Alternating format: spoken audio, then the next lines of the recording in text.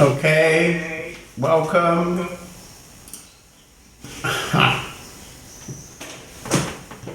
It's very beautiful to see everybody on the screen together.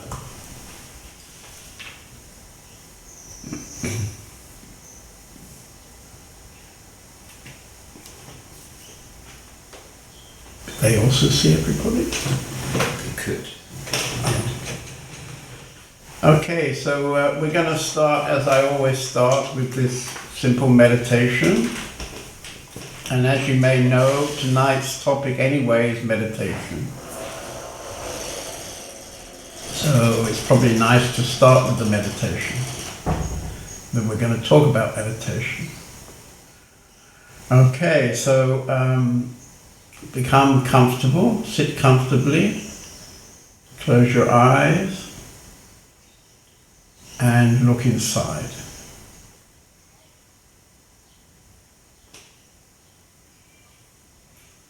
And as you look inside, bring your attention to whatever you find is the strongest thing. Just bring your attention maybe to some thoughts, some emotions, maybe a body sensation, or maybe it's just silent.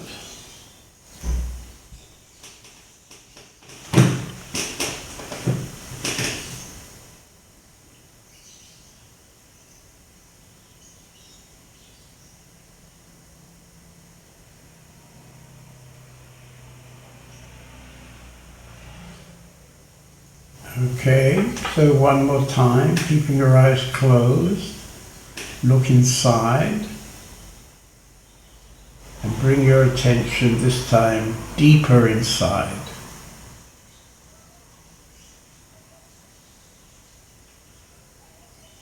And don't try to change anything.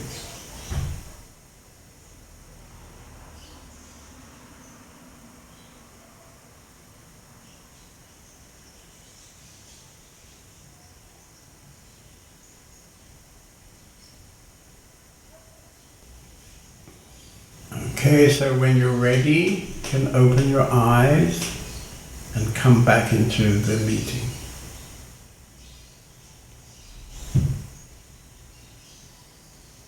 So perhaps somebody would like to share what happened in the meditation. Can you hear me? Hello. Yes, we can hear you very good. Okay, fine. Yeah, at the beginning there was a lot of mind activity. But then very fast I went deeper into my body, and I always realize when there are energy blockages in my body. Maybe I'm used to that because of my Qigong practice. And then I'm not sure if so I'm used to I'm used to make them, or to make the energy flow free. And I don't know if that's right, or if I just should stay with that feeling of the blockages. Well, the thing is, you see, that actually there isn't anybody who can do something like you're describing. And the person you think can do that is, in fact, a kind of fantasy person. Me. I will do it. I will change it. I'll make it right. I will heal it.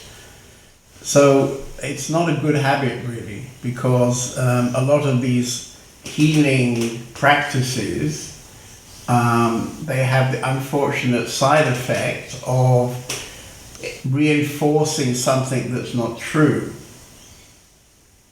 So I would say in a meditation like this, the best possible thing is to accept whatever is happening and just keep watching it, bring your awareness to it, and as you probably noticed, it changes. Even quite quickly it changes. So this change is happening without any involvement of you. So we want to kind of practice this idea of there being no you, you know. So, yeah. So in that case, you know, my suggestion is to accept whatever is there and not try to change it. And if you can really do that, then you'll find that you quickly come deeper and deeper. Good. Yeah. Okay.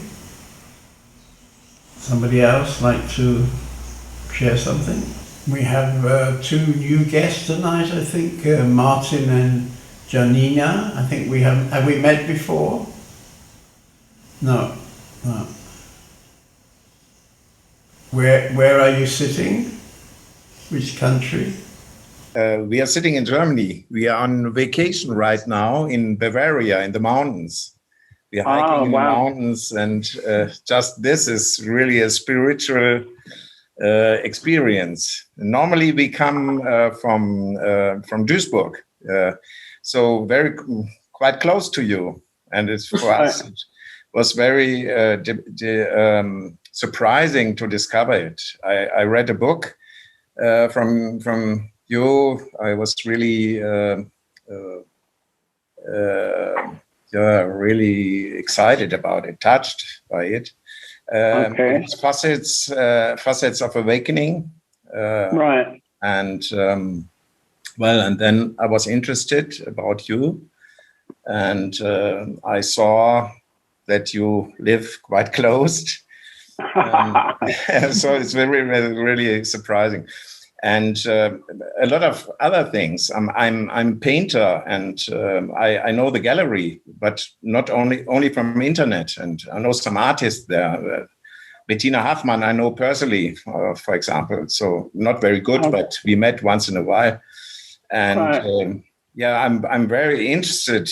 Was very interested about this gallery, and now I see. It has this background, so it's a lot of Yeah, we're very lucky because we have a big old 17th century mansion where we live, and all the kind of living room spaces and so on is all an art gallery. So we kind of live in an art gallery. So it's kind of unusual situation. And then, as you probably discovered looking at the art, we have a policy only to exhibit art, we call it from inner silence or stillness. So we're looking for artists who are painting or making sculpture from a much deeper place than just the mind. So if you could find us like that, that says a lot of your ability to be silent, I would say. It might be. It is my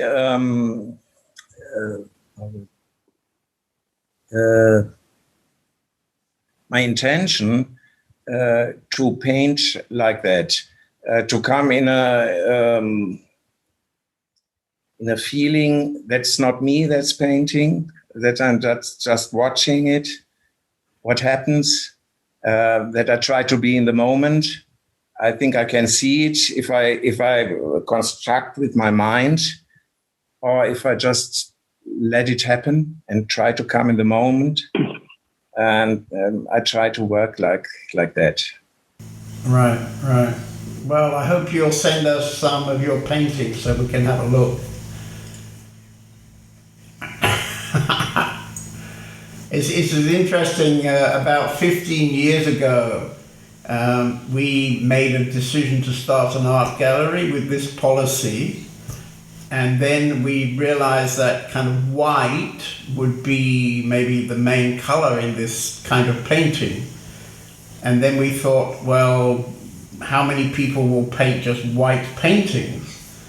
It's rather unlikely, but actually we found quite a lot of people who paint white paintings. And of course, a white painting doesn't have to be just white, it can be actually quite interesting. So behind me, for example, you can see on one side a painting which is anyway about nearly half white, painted by a Russian artist from our gallery who lives in Vienna.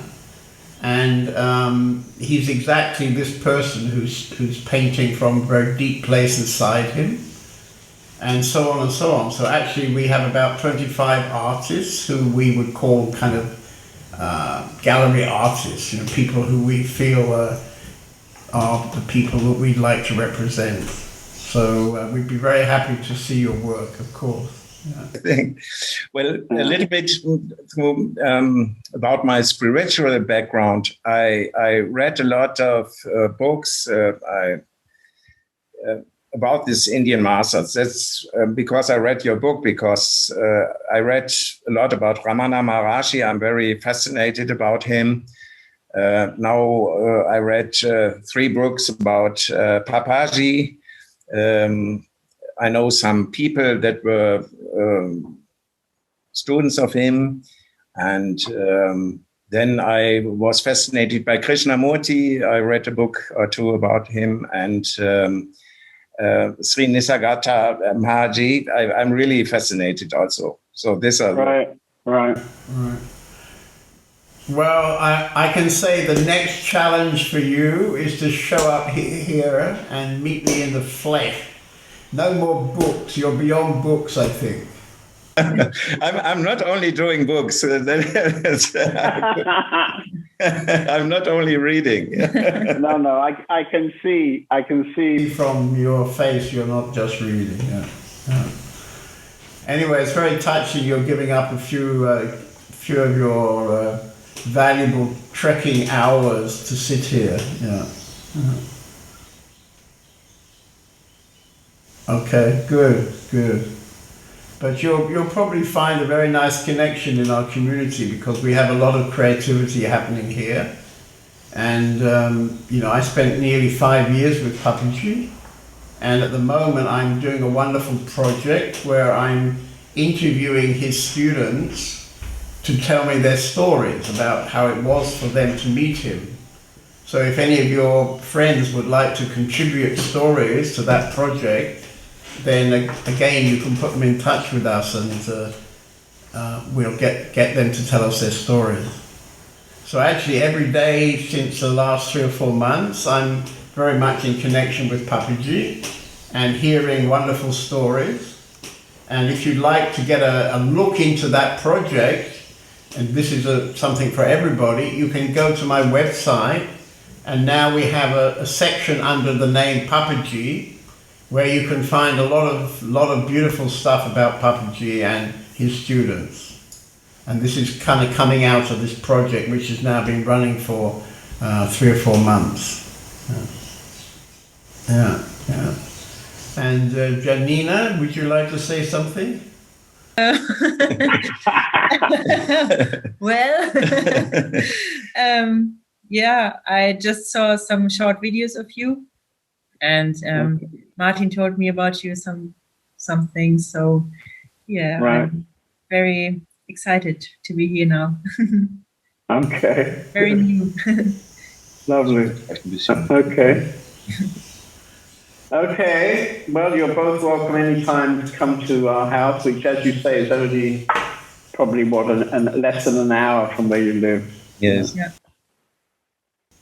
Okay, so I think we'll move on, because tonight we have a rather interesting situation. I'm going to talk about meditation, but not how you do meditation. So we just dealt with how you do it, because this little meditation is a kind of John David version of a classical Vipassana meditation. So this is something you can easily do, and as some people already discovered, quite quickly it can bring you out of the mind and somewhere much deeper into your essence. So this is a very nice, simple meditation to come to the essence. So the other morning, I don't know really why, but sometimes it happens, I woke up very early, 4 o'clock or 5 o'clock in the morning. And of course, I often then would fiddle on my iPad, and I don't know really how it happened, but somehow I went on to Amazon for something. I don't know, I can't remember the circumstances. And very quickly, or slightly surprisingly, I came to a book called Meditation. And so I was kind of drawn into this book, and then I realized it was written by a friend of mine, somebody I used to be rather close to, and now I don't have so much direct contact with him. And in fact, we put a book together about Ramana Maharshi called Arunachala Shiva. It's one of the best books I think we've done, where we went into the teachings and tried to dialogue about the teachings. I think we published it about 10 years ago. And his name is James Swartz. James Swartz, an American man. Anyway, I discovered this book from James Swartz called Meditation, and early in the morning I decided very quickly to buy it. And now, you know, the magic stuff, I can just click a button and it was into my iPad in a few seconds. I had the whole book, so I started looking at it. And then I found myself going through the whole book. I went from the beginning to the end, and as I went through the book, I would copy the paragraphs that I felt particularly interesting. And I pasted it onto an email, I think. And then I sent this email to myself, and later that morning, I edited this this whole book, actually.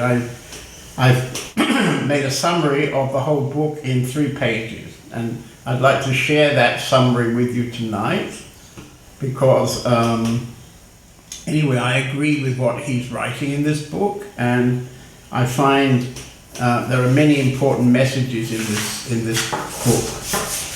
So we'll start. I'm going to read various bits, and then I'll try to talk a bit and open it up, and I will encourage you to have a dialogue with me.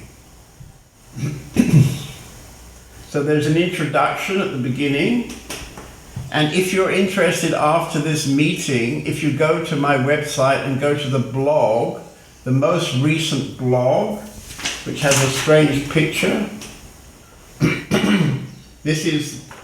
you can find the whole text of what I'm going to read tonight, parts of what I'm going to read tonight.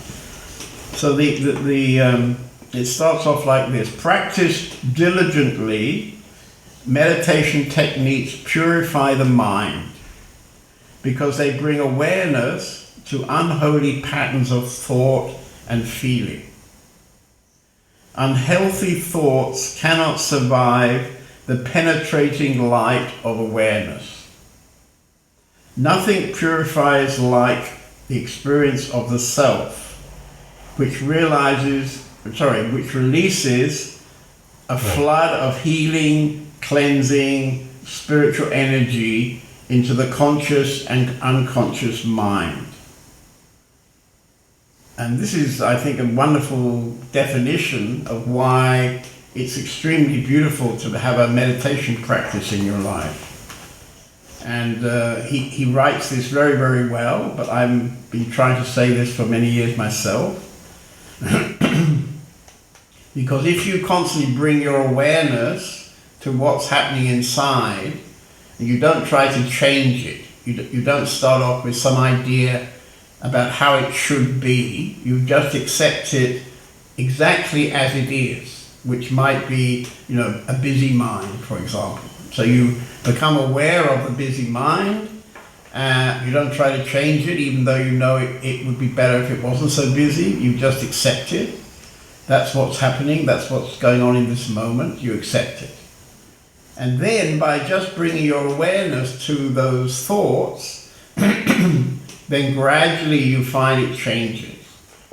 And you might come, if you do this for a longer time than 10 minutes, you might well find that after some time there are gaps between the thoughts. So some silence is coming into the mind. And if you carry on, then it may be these silences are somehow connecting into longer silences. And if you keep going, and certainly it would be true if you do this every night for some longer time, then for sure you will come to a really deep silence where thoughts might still be happening, but they're very much in the background. They're like in the back of the silence. There may be a sense of some thoughts, but in the foreground you find it's completely empty, very silently empty. And when you come to this silently emptiness, then actually this is the self. This is your essence. And as James says here, nothing purifies like the experience of the self. Okay, so whatever benefit you would get normally from being aware about something or other, when you come then to this deep place inside you, then you get a much stronger kind of healing happening. So my experience is that, when you go and more deeply into meditation, then you find that coming to your essence, coming to your, if you like, your intuition, this happens more and more often, just from the process of a regular meditation. And of course, I know some of the people in this meeting tonight, they can drop into that space very, very easily and very, very quickly. And although we may not be aware about it, we are all living from this essence all the time. So we are this essence, and this essence is where our life is, how can I say, our life is manifesting from this essence. But unfortunately, many of us have learnt a kind of overlay, a kind of conditioned overlay to our essence, and we can believe this overlay is me. And then we live from this me, and that makes it a little bit more difficult to come down into this essence. But the reality is that we're manifesting our lives from this essence. The essence is who we really are. Okay, so anybody like to respond to this introduction? It's a very good introduction. You can take it off the blog, maybe. It would be a nice thing to have on your home page.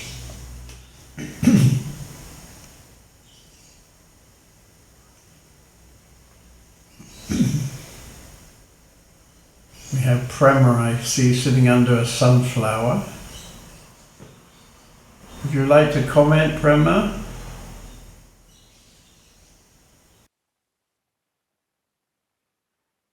So did this definition of meditation touch you? Yes, I mean, I don't find it so easy sometimes when the mind is very busy to relax. Then this is what is not always easy. Sometimes it's easier when the mind is not too active. Then this is working, this meditation. But when it's very, very active, then sometimes I don't manage this. So it's not. Right. Yeah. But I think even when you've got a busy mind, if you sit a bit longer, it will tend to become quieter by itself. And it's kind of important not to try to do something. There's always a temptation when you see a lot of thoughts to start fighting in a way with the thoughts, because it's not really so good to have many thoughts. So, you try to do something.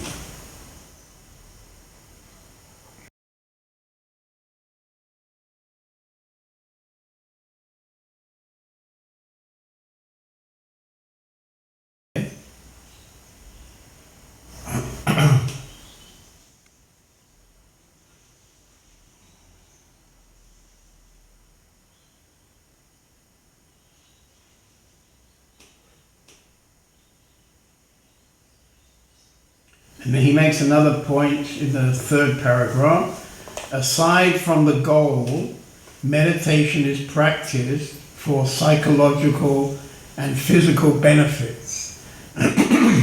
Increased energy, heightened senses and reactions, strengthened immunity, improved intelligence, creativity, efficiency, power, pleasure, discrimination, sense of purpose, peace of mind, expanded awareness, selflessness, compassion.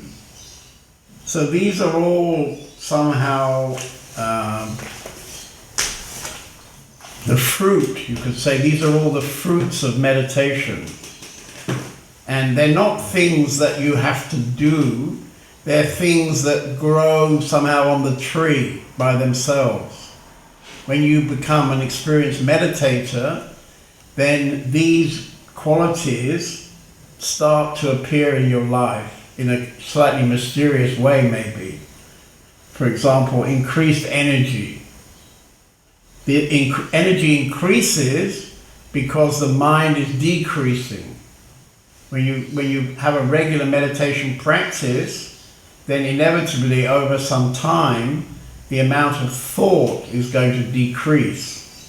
And you can see the thought as a kind of pressure on your energy system. The energy is moving through your physical body or around your physical body. And when you've got a lot of thoughts, it kind of holds this energy, you could say. You can say it kind of blocks the energy. So as the thoughts are going away, everything kind of opens up.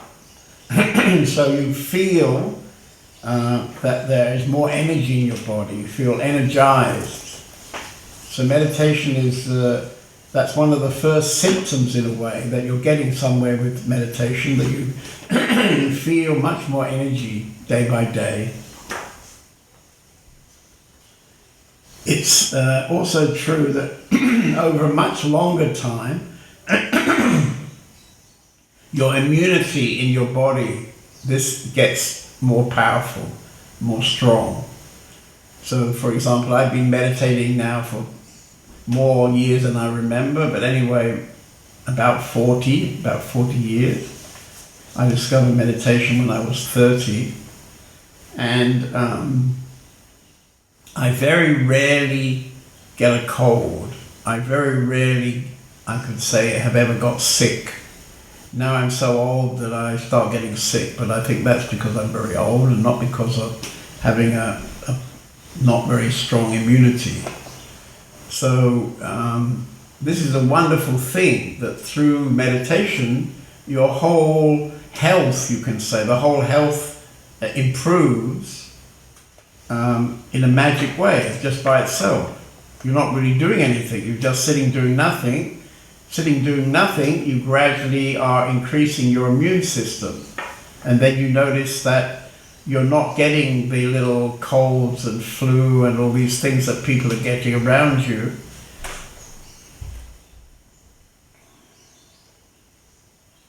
And creativity is another one here, creativity. And this is something close to my heart. And we've now been living together in the Open Sky House community for 16 years. And despite each individual who came and maybe left the house, there is a kind of collective development in the community, you can say, over those 16 years. There's a kind of collective deepening, you could say, amongst everybody.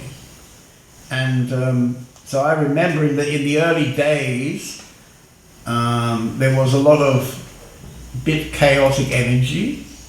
There was quite a lot of talking, and I would say that there was not really so much creativity happening. When we first started, we lived on a farm for horses, and one of our favorite jobs in those days was mucking out the shit from the horse stables. And that's not very creative, I would say.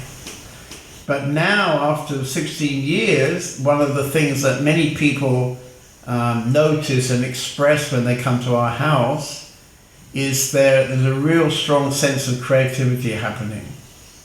So besides living in an art gallery and having regular exhibitions, we have our own art studio where people sometimes go and paint.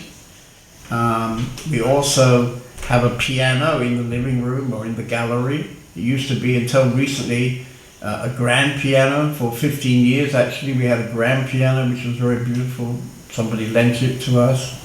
But we still have quite a good piano, and very often people will play spontaneously beautiful music. And we also have been developing over all these years a mantra band. So we have a very nice band of people playing harmonium and singing mantras. And this band has got increasingly powerful, I would say, over the years. So I would say, without any question, meditation has a tremendous effect on creativity. And in a way, I would say creativity is one of the things that is perhaps most fundamental to our human existence. So it's very beautiful to see the connection between meditation and creativity. And I was just reading the other day from Osho saying that creativity is the revolution.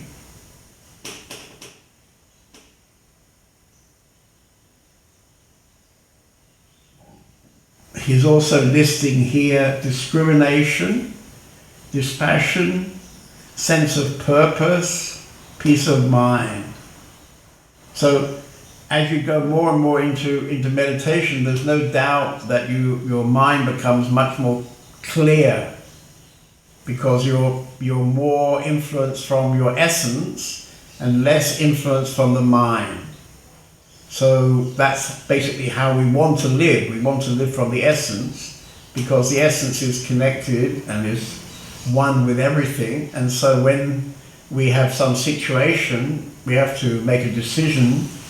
We want to do that decision from our essence. We don't want to do it from our mind. And so meditation brings us that possibility. The more we meditate, the more we find it easier to connect to our essence, and that we see how our essence is giving us, if you like, more often a good answer.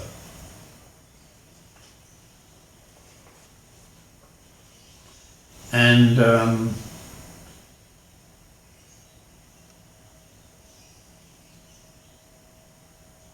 this thing of compassion, I think this is a little bit subtle thing, but I would say that year by year, when people are meditating, getting silent, coming more into their essence, that just naturally one of the fruits of all that is compassion for other people, or for humanity, or for the animals, or for the insects, or the birds. So I notice in our community that, we actually have a small zoo in the middle of our community, because we have a big old 17th century courtyard, and gradually we've collected all kinds of birds and a few little animals, and people take care of them, and somehow there's a kind of compassion towards these birds and animals. And we have quite a lot of birds that could actually fly away at any moment, but they've got so much happiness and peace living with us in the community, they don't fly away.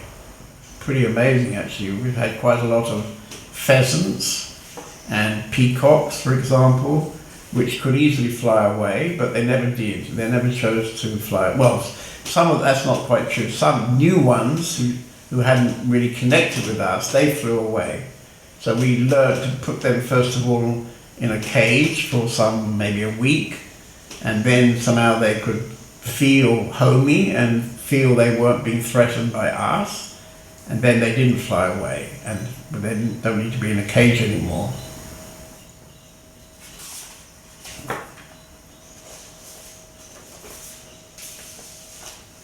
So one of the things that has been happening in our community, as we naturally together became more silent, is that we often have people having what I call glimpses.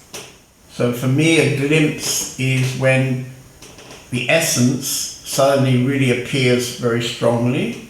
It may be in this essence a lot of energy is moving, and sometimes that can be dramatic.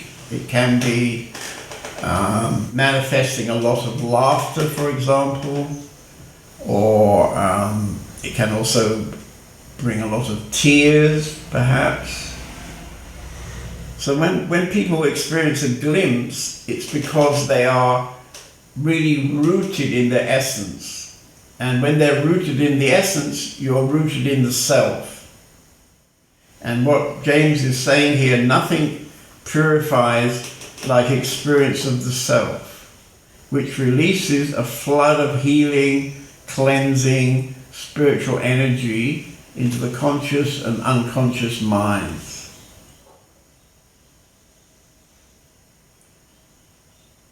And as I say, living together in a community, we become more and more aware of those glimpses. When I was a sort of traveling spiritual salesman from town to town, I was never really around long enough to experience when people were having glimpses. But when we live together, of course, then I'm very much aware when somebody has a spiritual opening. And we've learned in our community that although it may be that this spiritual opening will gradually go away, sometimes quite quickly, sometimes it can last a month or more. And in this opening, there's always a feeling of a lot of joy and a lot of peace, actually. The person becomes peaceful and often very joyful. So this is a particularly powerful healing for whatever structures we have inside us which need some healing energy. So for sure, it's very beautiful when you develop a meditation technique which you like, a practice which you like, and you do it regularly. And so when you do it regularly, gradually, you get a very good effect from all that, and you find yourself falling into your inner essence, your intuition. You find this happening more and more. This may lead to some period where you can't function so well, your physical body can't function so well, and you may therefore be a little bit surprised, but actually it's tremendously healing to come into this essence. So anybody like to comment, maybe some comment about what I've been saying? Hello. You're down in Spain, yeah, our community in Spain? For these 4 months I've been living here now in the community, I notice my body's going through a complete change, I feel like. Right. And it's very healing and getting very light. Right. From time to time. And yeah, also I can sometimes watch the mind very easily. Right. Yeah, I mean, watching the mind is the key to meditation, you know. It's like to constantly bring your awareness to see what is happening inside, some thoughts, some feelings, some body sensations. I mean, this is the key, you know. Actually, it's the spiritual key to become self-aware. And, you know, normally in the everyday life in the society, we perhaps aren't really doing that, or we have no sense to do that, to look inside. We're always looking on the outside. So in a way, when you start meditating, you become more and more connected to the inside, which is like a 180-degree turn from the outside to the inside, yeah? And so, you know, probably since you joined the community, it's not very long, you've been meditating every day, probably two times. The effect is now there. You've been 4 months in the community, so you start to get some sense of what's happening.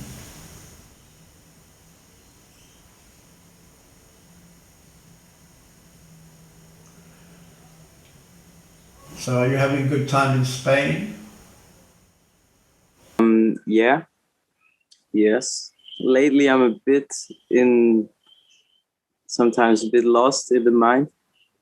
Yeah. But the feeling down here is very nice, very, very lovely. Right. Okay, good. Okay, so somebody else like to share something about what I've just been talking? On the screen I have the Dakini underneath you, Nazareth, so maybe she would like to... Would you like to come into the meeting and say something? Yes, well, I've been trying to find myself during meditation. I rarely achieve it. In the first minutes today, I somehow managed to concentrate on one thing, but it quickly developed into running thoughts, and my heart started beating very fast, which is unusual.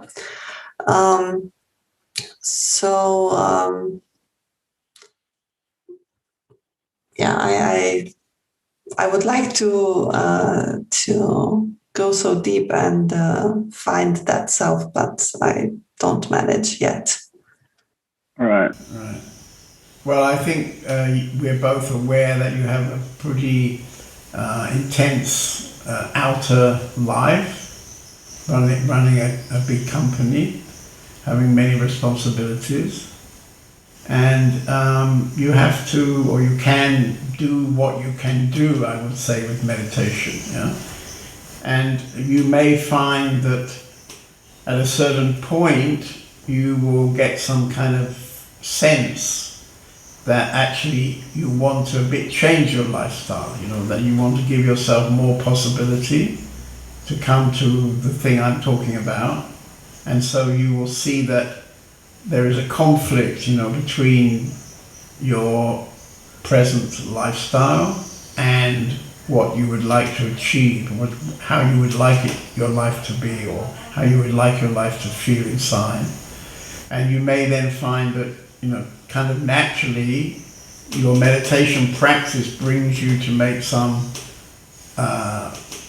changes in your life, lifestyle changes. Because of course there's an influence between the outside and the inside. So it's maybe nice to do a meditation practice every day, but if in fact your life is such that you can't even hardly find time to do it, then at some point you can see, well, there's something not working here. And that's why, there are monasteries, there are ashrams, there are spiritual communities where, for some limited time you can choose to go to and intensely investigate inside. And it's not always easy to do that when you're in a high-powered and very busy outer situation. And I think that's something you already understand, isn't it? Working on it, and I have managed to find the time to do meditation every day since I was there.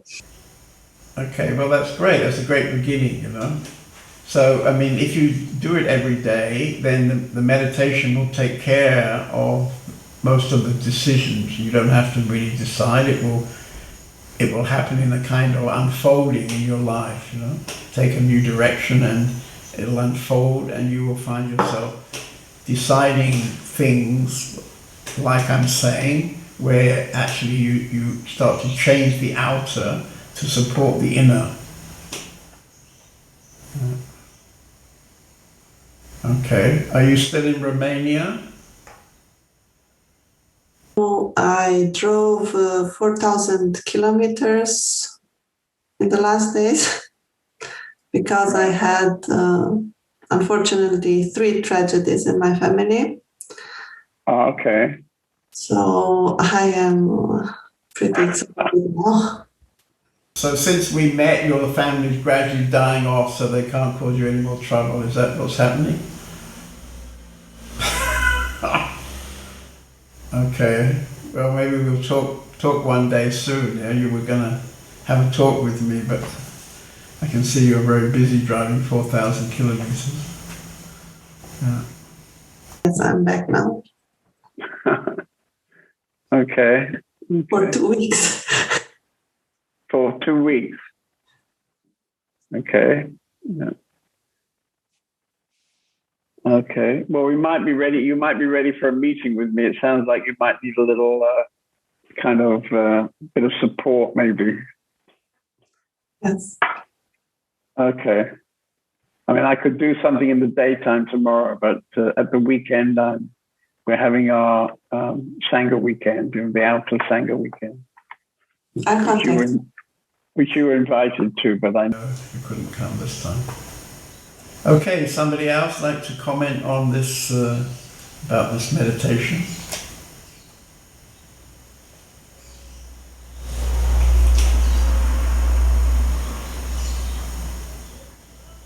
So there's another paragraph here. Knowledge of the mind's patterns and complexes is more accurate from the self's point of view than is knowledge derived from a witness created out of one part of the mind.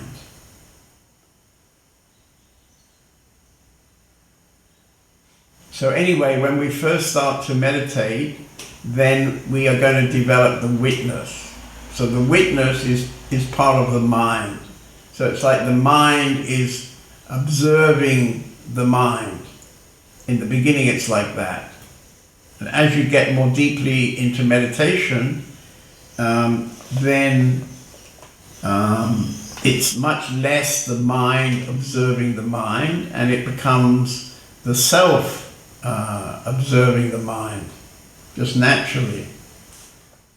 And he's suggesting that when the self, when it comes to that, the self's point of view is much more interesting than the point of view of the other part of your mind. But this is something that happens naturally. You can't really do that. You can start off to meditate, and in the beginning, when you start to meditate, you're becoming self-aware, using one part of the mind to observe the other part of the mind. But gradually, naturally, that will change just by itself.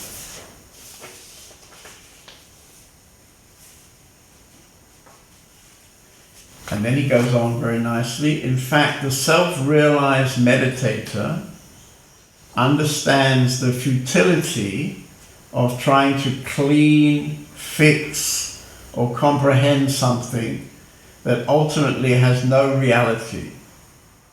To the enlightened, the mind is never a problem, with or without disturbing thoughts. So this is actually something a little bit surprising, actually, to many people. Because if you come to your essence, you realize the futility of trying to do something. I was talking earlier to somebody, I think it was Danny, who was seeing a lot of thoughts and then wanting to do something about it, because she's doing various healing arts where they teach things you can do, you know. And at some level you can say, well, that's okay, you know, that's not so bad.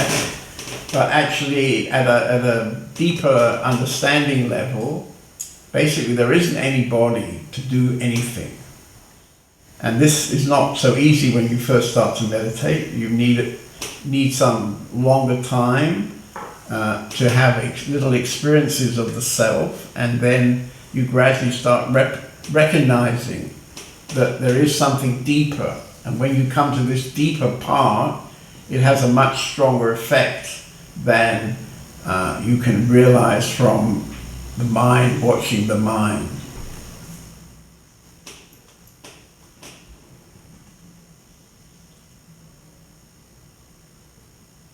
And of course, when we start to meditate, we have a bit the idea we have to get rid of the mind, we have to get rid of the thoughts. But once you have realized your true nature, you don't anymore have such a concern about the mind. There may be some thoughts there, but when you're really grounded in your essence, those few thoughts can't really disturb you. And I think I was saying earlier to somebody that, you know, there's a sense of a space and in the back of the space, maybe some thoughts are rising up and disappearing. So there's movement of thoughts, but they're kind of in the background. And in the foreground, you very much with the self, and you realize that actually those thoughts aren't really any problem. So it's almost like you start off kind of wanting to destroy the mind, and at some point you accept the mind. And when you really deeply accept it, then it's not really an issue anymore. And thoughts can be there. Thoughts come, thoughts go. Thoughts come, they go. So they're all the time naturally disappearing. Generally, thoughts don't last very long. They bubble up and then they disappear.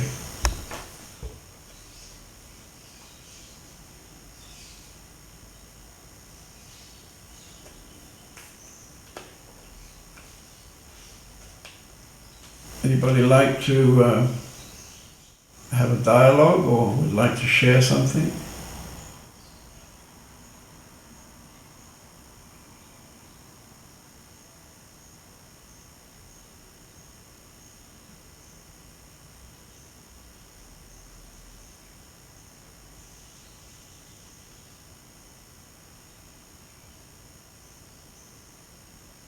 So perhaps I should talk to Angel. Maybe Pedro, you can help me? Where is he? Ah, okay. So Angel, we were having a talk yesterday in the kitchen. So you remember yesterday we were having a talk in the kitchen? And Yes. we were We were discovering together that next week I'm going to Ukraine for a week. Your first idea was that during the week I'm away, you would go in the retreat cellar and meditate every day. Que tú meditarías por verdad me voy a quedar en la comunidad aquí. He says that he's going to stay in the community here in Quito. okay, because today I was told that you were going to leave the community when I go to Ukraine and go home to Spain. Sí, pero al hablar con Indira y con Lila, entonces ya he comprendido mucho mejor, porque ya al haber una persona que sepa castellano, ya ha cambiado toda la situación completa de aquí de la comunidad. So yes, but after talking to Indira and Lila and being able to speak in Spanish with them, I have understood many things about the community. Okay, very good, very good. And these things are not just about the community, but it's about, I would say, the true spiritual work. Más o menos la energía de la casa de aquí que tienes aquí en Alemania. And I have Que no hay deseo. I have just understood more or less the energy that you have here in the house in Hildorf, that there is no desire. Okay, so I mean, if you're now decided to spend that week in the community, I would say that's great. Angel, you know, you're a very dedicated meditator. I've come to discover that he meditates for many hours every day, and whenever he has a holiday, he spends the whole day meditating. So I was very happy to hear that you went to the mantra singing last night and then spent the whole night crying. Tirado aquí en la sala hasta las 2 de la madrugada que no podía levantarme. Yeah, I was lying in the room up to 2 in the morning, without being able of getting up. Okay, so when something strong like that happens, when suddenly there are many tears coming, then probably you have touched some kind of something inside you which you may not be so aware about. And so, yesterday I gave you the advice not to go into the meditation cellar for a week, but rather to stay in the everyday life of the community. And the reason I gave you this advice is that when you stay in the kind of daily workings of the community, many things which you may not be so aware about will get stirred up. And this has a value. So by that happening, you'll get more in touch with what's inside you that creates a kind of barrier to being always in peace. So it may not be so comfortable just to be around the community, and you're kind of rather attracted to the retreat cellar where you can be alone, be quiet, and meditate for the whole week alone. This is kind of attractive because it's a kind of known space for you. And of course, in the daily workings of the community, you're in a way a lot more vulnerable. And because the energy here is very strong, it will shake up whatever should be shaken up. It's like a clear stream, you know, the water is very clear, and then the mud stays down on the bottom, but sometimes there's a value in stirring all that mud up. So I think this is what you're going to experience in this next week. It won't always be comfortable. Okay? So I'm glad you'll still be here when I come back from Ukraine. En la comunidad aquí en Alemania, lo que siento es que todo lo que has estudiado y todo lo que has leído de Advaita Vedanta está aquí impregnado en la energía, y a lo que te apegues, o a lo que tengas apegación, o tengas pasión, o tengas algo que no sea como debe de ser para la realización, es donde ahí te va a doler. En tus deseos y no deseos que tengas, ahí es donde todo te remueve.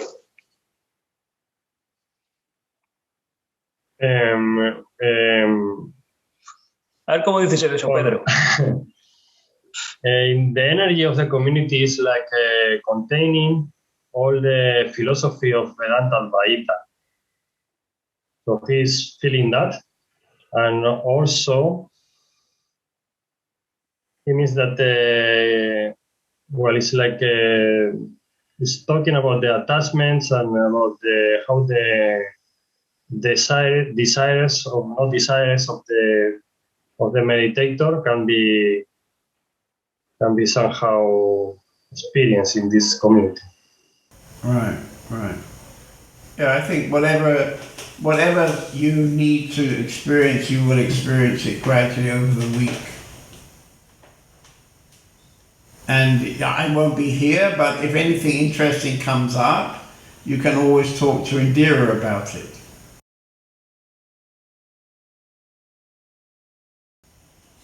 Okay, so there's a few more things. So there's another paragraph here.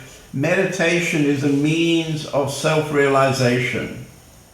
Realistically, however, self-realization is at best a distant goal, attainable by a few.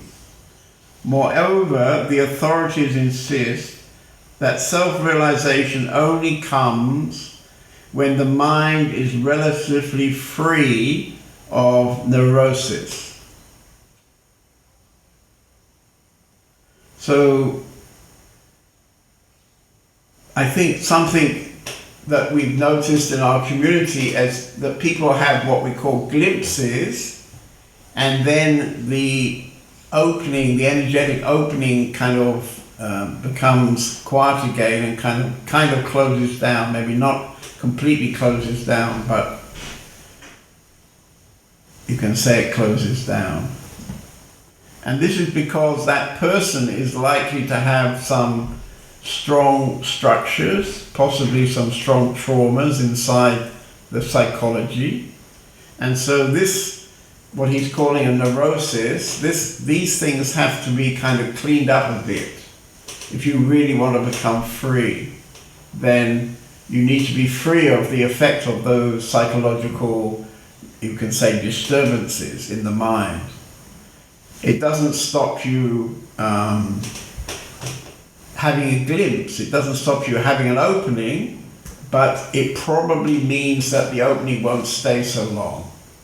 That's kind of what we've experienced over the last years in the community. So meditation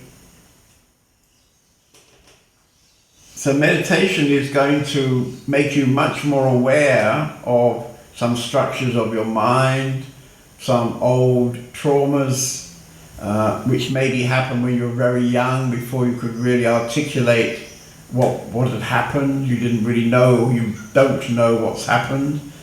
But there is some maybe psychological wounds in your psyche, and he's suggesting that these things need to be, he's saying dissolved, they need to be dissolved.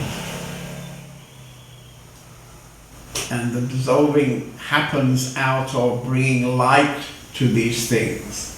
So if you become self-aware about a trauma, or self-aware about certain structures in your mind that are repeating, then that in itself starts a healing process.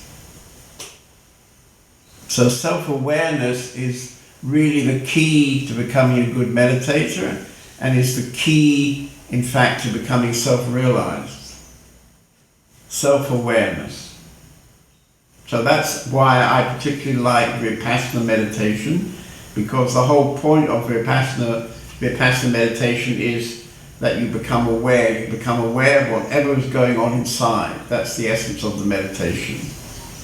And so that's probably the most classical meditation, and from my sense it's one of the most useful meditations, because it develops and teaches you how to be self-aware, because you're looking inside, getting in touch with whatever is strongest. So you're getting a very strong practice to bring your awareness, kind of direct your awareness, you can say.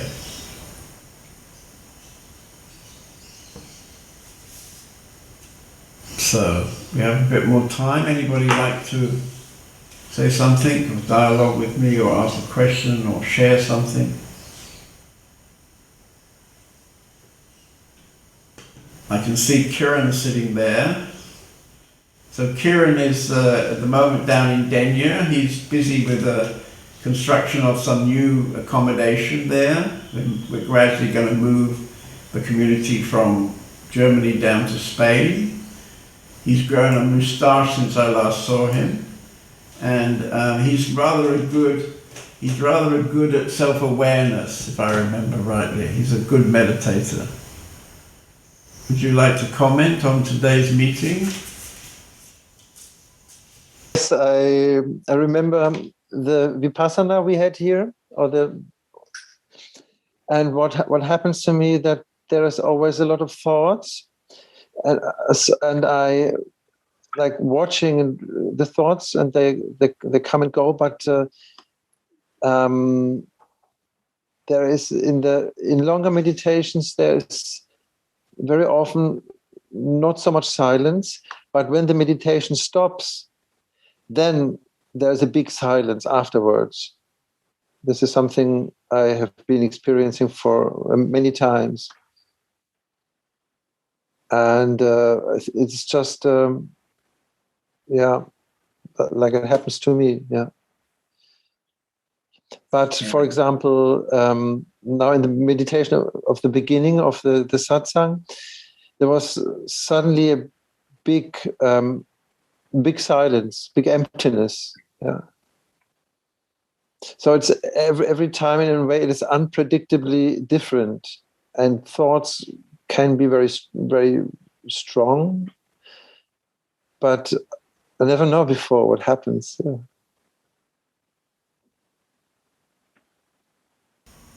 Right. Yeah.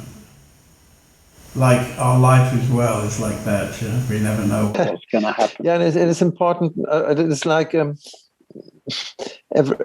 any kind of expectation is not useful. It doesn't make any sense. Yeah, because it's coming like it's coming. Right. Yeah. So this is a good lesson for life itself, yeah? Yeah.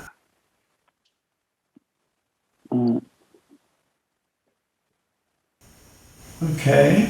I see next to you on the screen, I see Raj, he's now been surviving Trapedia for quite a long time, about a month now, Raj, is it? Yeah, something a bit more than a month, I think. Okay. Shall I talk about neurosis? Your favorite subject. And how are all your wonderful neuroses going in the spotlight of Trapedia?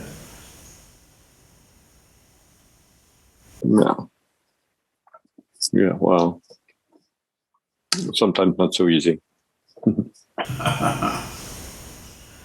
Yeah, Ukrainian people are a special kind of, it's like the final test, you know? I was always told, you know, if I wanted to test my meditation, I should go camping with my mother or something like that, you know? But, you know, as you get older, you may not have that possibility of going camping with your mother. So the next best thing, I'm told, is to go and spend time with Ukrainians. And they will certainly stir up whatever needs to be stirred up. Oh. See you next Tuesday. Okay, good. Thank you. Thank you.